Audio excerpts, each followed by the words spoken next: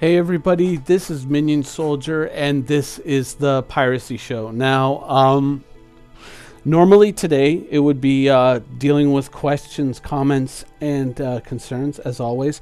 But it's just the sheer amount of comments, and a lot of them are on the same topic. So I'm going to kind of abridge and kind of deal with certain topics instead in general terms, and not refer to each individual comment, as there are over 100. And I guess that was something I didn't quite think about, that would become a bit of a problem logistically to deal with all that and not make 3-hour episodes. So I'm going to kind of abridge and tighten things up and kind of get through various concerns and questions that are raised in regards to last week's ship updates in a kind of a much more condensed, concise manner. Now, one of the first things that came out of last week's ship updates was, why would I want a ground vehicle on a bomber? And the reason for that is, having the mobility on the ground. If you're not going to just use this as a bomber, for people who are looking at it as possibly a personal transport or as a scout ship or something like that, having the ability to remove that bomb bay or torpedo bay and put something else there, even like if it's just a shell that would just hold like a little dragonfly, so you can get around and use that as a personal transport. Because as we're seeing these planets develop and these moons and the vast areas that you have to deal with, it just, a vehicle that carries a ground vehicle makes a lot more sense to me now than fighters do. And just from a practical day-to-day usage, because remember, you might not be able to get right up to a mission area. You might have to land close by and then trek the rest of the way in. And so a ship like this that is just so narrow and so application specific, I think that having that ability would be something that would push it over the top. It would have been something that would have made the ship a guaranteed sale for me day one, just because the stealth factor, the ability to move around unseen, even if it's not to attack people, just to be able to get my day-to-day shit done without having to worry about people seeing me doing it, whether it's legal or illegal.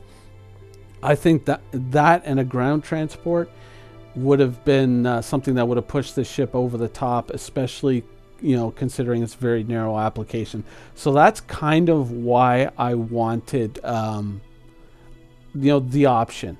That would have been a guaranteed sale for me. But as it stands, probably not. Probably more something I will get in the universe when it's done. Now, there was one specific comment. Can you tell me one company that produces vehicles for any nation's military? And actually, yes, I can. Hayes Defense produces this motorcycle for, the U.S. Marine Corps, and probably other branches of the military as well. And it's something that you can deploy very quickly in an area, depending on the mission profile. You can use this to get around, or troops can use this to get around. I guess if the mission, requires something of this nature. I mean, I believe there are also four-wheelers as well. Certain militaries have those. So, I mean, there are very broad uses for this, and it, you might think, okay, well, is that really a big contract?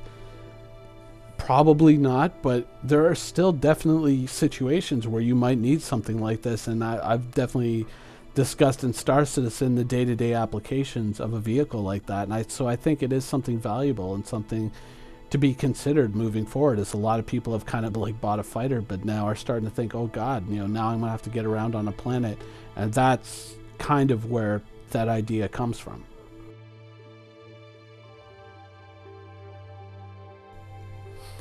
Now, as to what I was saying about radar cross sections and whether that would actually be a factor in game, if it is, it would probably end up being something very simple, like from the front or from the back, you have XYZ, or you have X signature. From the top or from the bottom, where you're much broader, you will have this signature. It's probably going to be something very simple like that. And the reason why I say that is because when you have to factor in all the orientations of all the ships in your area, I mean, you have to realize that, you know, the science behind, you know, detecting and, you know, minimizing radar cross sections from all these angles. I mean, even in the most minimalist sense, I mean, you're talking about having to move a lot of data around between all kinds of different clients and the server as well, and having to, you know, in some respects, reveal the orientation of a ship, or either that or calculate on the server and then say, okay, you're seeing this, but you're not seeing that, and all this, and having to move all that data around between all the different players who are in that area. That can be probably quite expensive on the back end, and that's probably something that they would want to avoid. So even though it might seem like a really cool in-depth system that some people would probably really want, I think it's probably the gameplay around that is going to be more along the lines of picking the right components and how you handle your ship. You know, like, let's say instead of approaching a target with your engines on, maybe you just give a short burst of speed and then shut your engines off, and then just use your maneuvering jets to kind of adjust your course as you're coming in. You know, it's going to be, I think it's going to be more skill gameplay like that, and not so much just, you know, oh, he's at 45 degrees, so if I adjust my angle thusly, I will minimize my radar cross section. I don't think that it's going to get to that level in Star Citizen. I think it would be prohibitive on the technological end to do something like that. Now, as for like it being used as a pirate ship, the Eclipse specifically, I don't know that would really be a thing. And the reason why I say that is because it's the torpedoes themselves are going to be costly. There's going to be a very real cost to using those torpedoes, and the, you know, if the torpedoes don't cost enough, people will spam them. If the torpedoes cost too much, people might not use them, you know. So there's, you know, there's the risk versus reward, but there's also profit versus unprofitable, you know. I mean, you might sit there and say, oh, you know, these bombers can go out and they can, you can make a swarm of them and go after an Idris.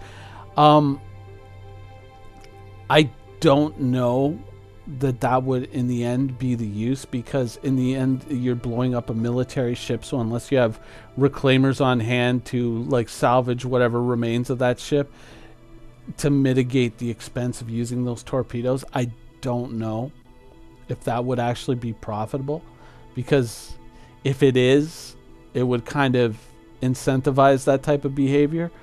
And if it isn't, then it would de-incentivize the ship, you know. So it's a very difficult tightrope to walk with a ship like this. And the Polaris is a lot the same thing, you know. It's going to be very very difficult to kind of balance these types of ships in game to, you know, to make them worthwhile to use, but still prohibitive to use. To just say like, you know, firing torpedoes at a hull E.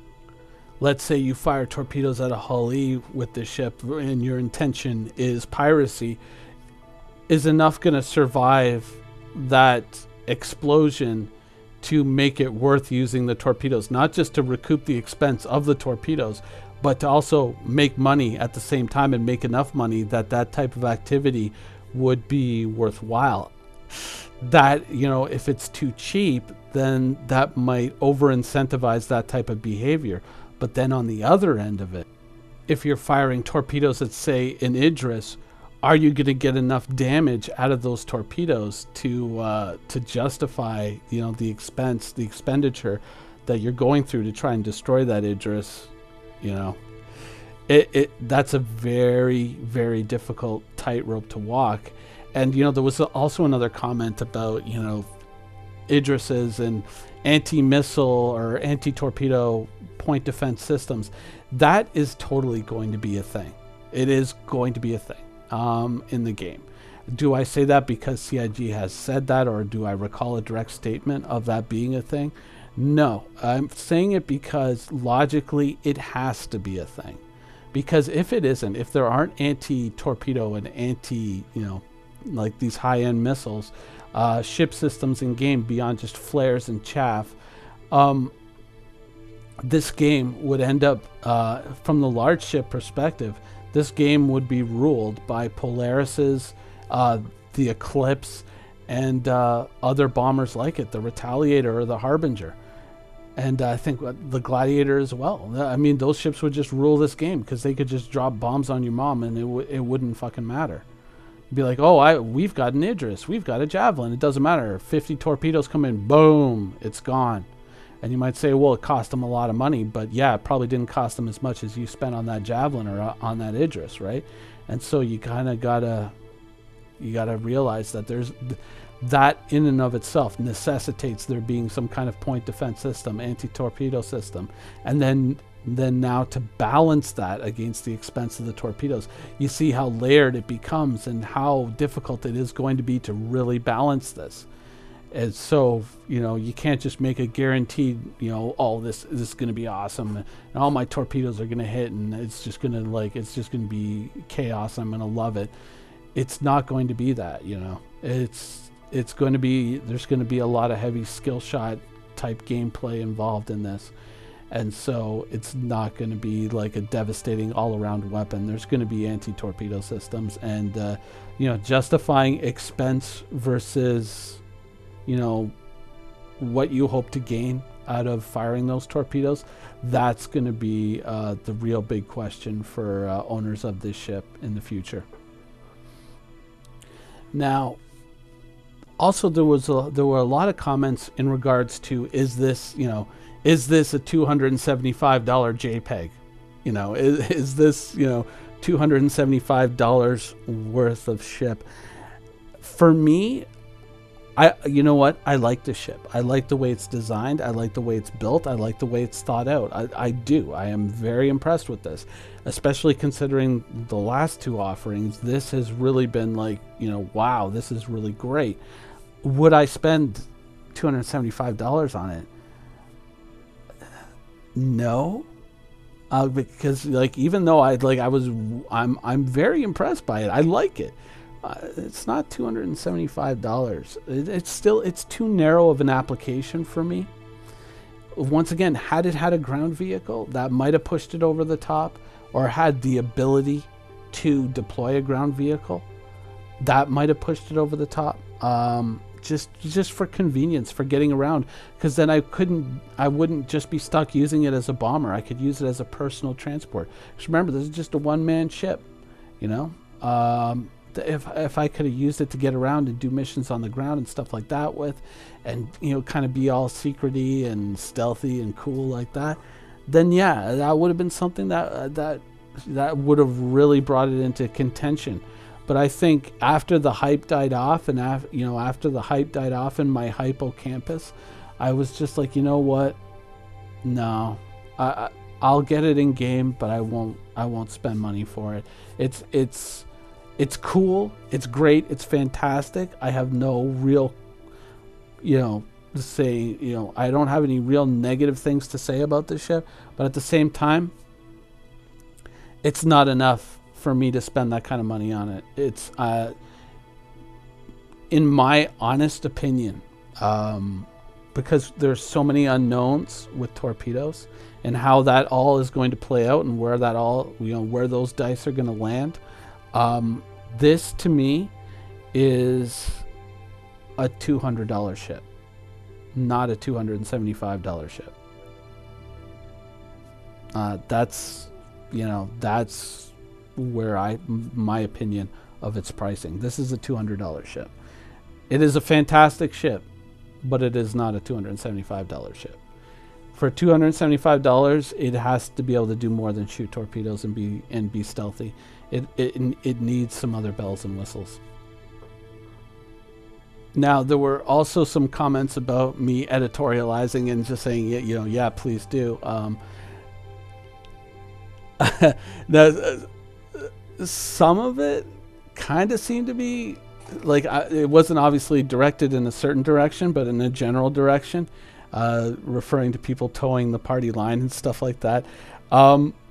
That's kind of what my channel is like, I'm here to kind of to source opinions and to voice opinion. Like I don't ask for people to subscribe to my channel. I don't say follow me on Twitter or all that crap, and I'm not trying to create hashtag Team Minion. I don't have my own line of mugs and t-shirts and stuff like that. I'm just, my goals with this channel right now is to ask questions and to create discourse and to source opinions, because I don't have to just use my brain. I can use all your brains as well, and I can say, oh, you know what, he's actually got a good idea with this, or I never even thought of that use for this ship, or you know what, you can also use the Eclipse as a scout. Oh, yeah, that's a good idea. That makes the ship interesting. Maybe a $225 ship then, maybe.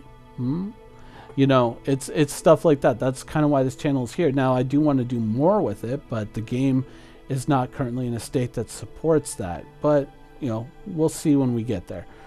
But yeah, that's like, I know that some people don't like it, but I can't help myself. I have to voice my opinion. If I don't, I would probably explode, just because there are some things, with a ship like this, it's awesome. Obviously pricing is a bit of an issue there, but it's overall, like, it's absolutely a wonderful concept, and the ideas behind it are still, I think, sound. We'll just have to wait and see how the torpedo thing plays out. But yeah, I could never stop really fully editorializing. I don't think that's in, I'm not, that's part of the firmware, that just can't be flashed out. Now, there were some comments about the ship, in the sense that it needs to be faster, or it needs to have more guns to fight its way out of trouble, it needs to be faster to kind of make its torpedo runs. And I think that the type of gameplay that you're going to get out of the Eclipse is not so much going to be high-speed torpedo runs. It's, obviously it makes for very dynamic and very, very nice artwork in regards to the ship, but I think that the gameplay that you're going to get out of this is not going to be like, surging in and firing your torpedoes and then veering off. It's going to be probably, because, once again, working with that, with the idea of stealth and all that, it's probably going to be closer to a nuclear submarine. It's going to be, kind of sneaking up on your target, and by the time, they're not going to really know that you are there until you fired your torpedoes. And then at that time, they'll probably see the torpedoes first, and they'll have to send fighters out or start really actively scanning an area to really reveal you. And they're not really going to know you're there until the torpedoes are in the air, so to speak. As far as the ship, surging in and doing torpedo runs, I don't think that this is going to be this ship. I think it's rather going to be the Polaris. I think that the Polaris is going to be more the ship that's kind of surging in, because one of the things that they talk about with the Polaris is, and I always do air quotes when I say this, but it's blazing speed, because, I want to remember that statement in the future. I have a feeling. That's going to be, I think, the ship that's going to be charging in and dropping torpedoes and then veering off. I think this ship is going to be much... I think the Eclipse is going to be... The gameplay around that is going to be about being much more cagey, and it's going to be a lot more about picking your exact moment to release those torpedoes and then slipping away or trying to slip away unseen. I think that's going to be more the kind of gameplay that the Polaris kind of... That's going to be more its realm that it plays in. So in the end, now that I've brought up the Polaris and the Eclipse, and I've kind of lumped them together a little bit here, one of my big concerns with both ships, and let me just say this, I think both ships are awesome. I think that both of these ships are outstanding. My only qualm with both of these ships is the torpedo system.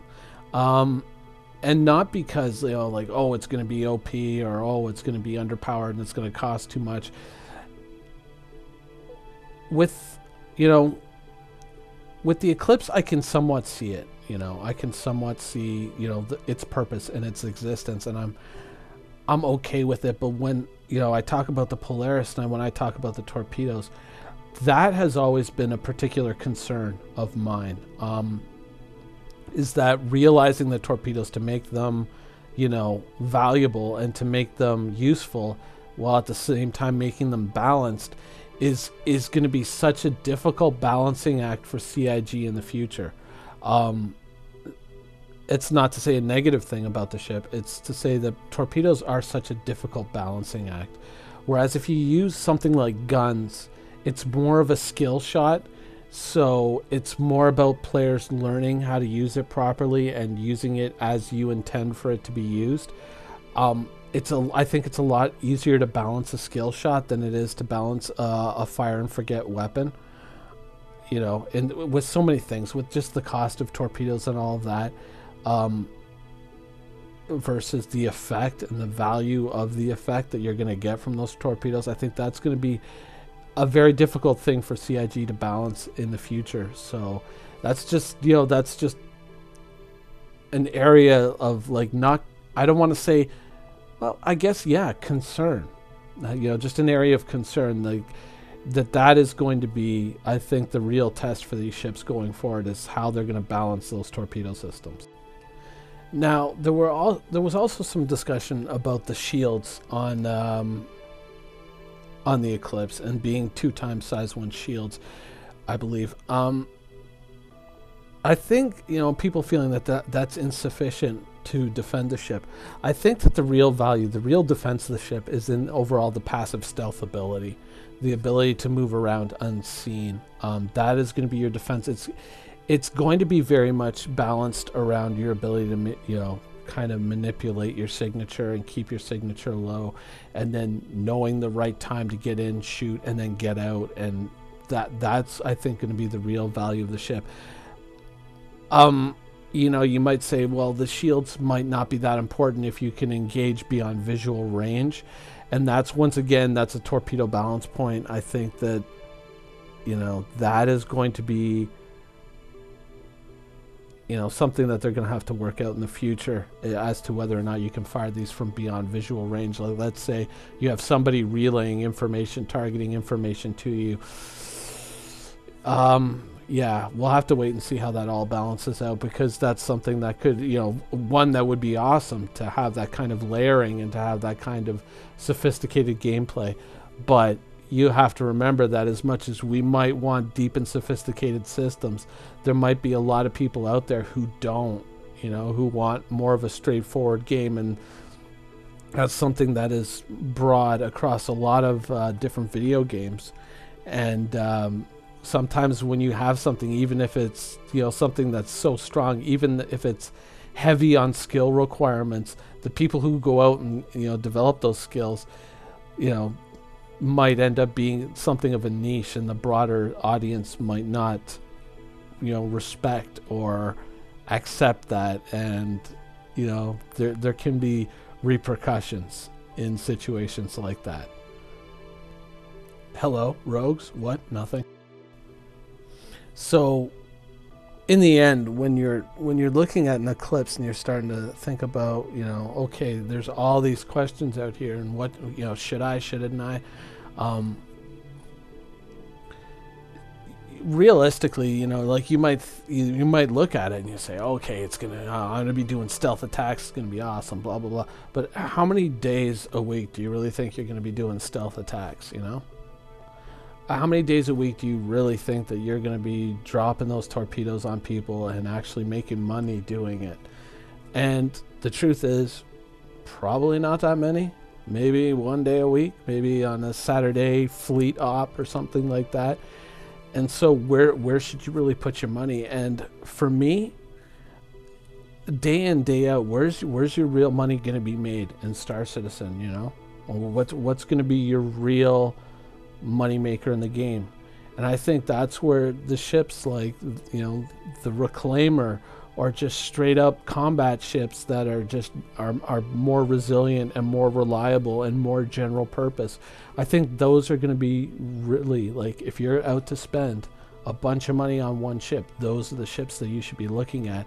This is more like a very niche application. Like if you are a part of some mercenary group and you are specifically part of the Delta Wing stealth wing fighters, you know, and like that's your whole mantra and that's your whole deal, then yeah, this is the ship for you. But for everybody else, I think day in, day out, if you're going to drop a lot of money on a ship, it's best to drop something that's going to at least pay you back money in game. So that's, I think it's going to be something that'll generally, it'll be cool to have, but you can always buy it in game with this ship. You can always buy it in game. Solid ship, solid concept, solid idea. Just, I don't think something that I would spend real money on. I would probably invest in something that's going to pay dividends down the road much more regularly than this ship would. Anyways, that's been the show for this week. Hopefully, I guess next time I do ship updates, I'll have to be careful. Too many comments can turn into basically a 2-hour piracy show, and some of them, you know, some of the questions deal with the same topics. So, you know, it would be kind of like making the same statement again and again and again. So I guess I'll just have to kind of feel my way through this organically. Anyways, that's the show for this week. I hope you guys enjoyed it, and thanks for watching. Quantum travel initiated.